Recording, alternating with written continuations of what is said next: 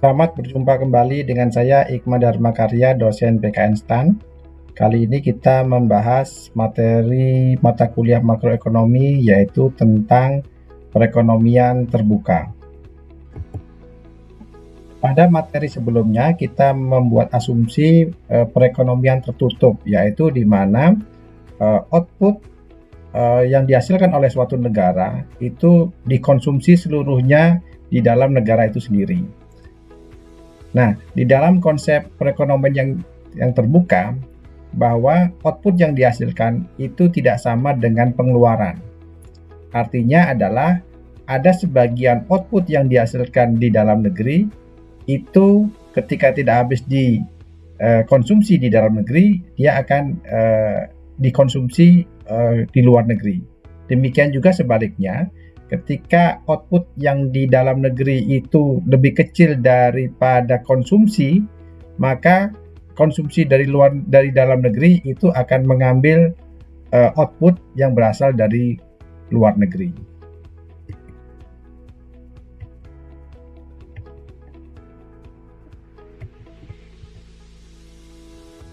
Ketika suatu negara itu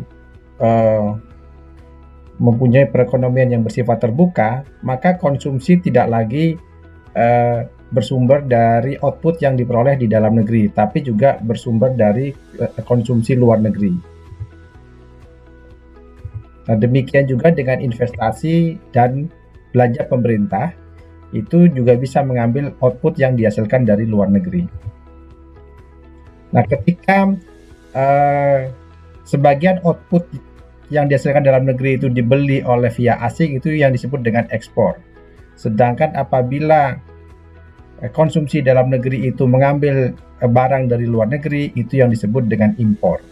Nah, jadi impor ini adalah merupakan kombinasi dari konsumsi barang dari luar negeri, investasi yang berasal dari luar negeri, dan belanja pemerintah untuk barang-barang dari luar negeri, itulah yang disebut dengan impor. Maka yang disebut dengan neraca pembayaran ya atau NX itu adalah selisih dari ekspor dikurangi dengan impor.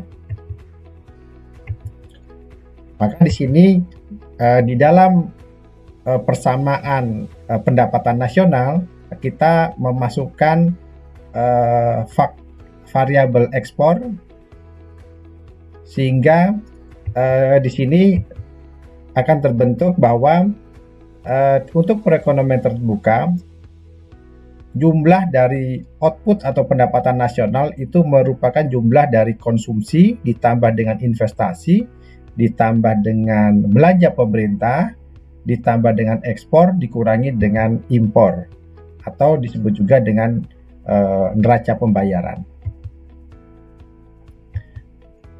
Nah, maka di sini kalau kita susun kembali persamaannya, neraca pembayaran itu adalah merupakan output dikurangi dengan belanja di dalam negeri, yang terdiri dari konsumsi, investasi, dan belanja pemerintah di dalam negeri.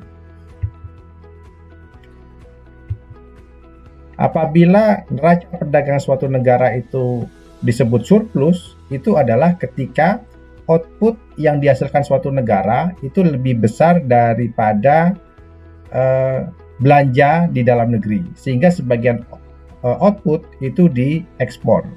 Apabila ekspor lebih besar dari impor, maka neraca perdagangan adalah surplus. Sebaliknya, apabila impor lebih besar daripada ekspor, maka neraca perdagangan akan mengalami yang disebut dengan defisit. Nah, ini adalah sebagai pengantar pertama.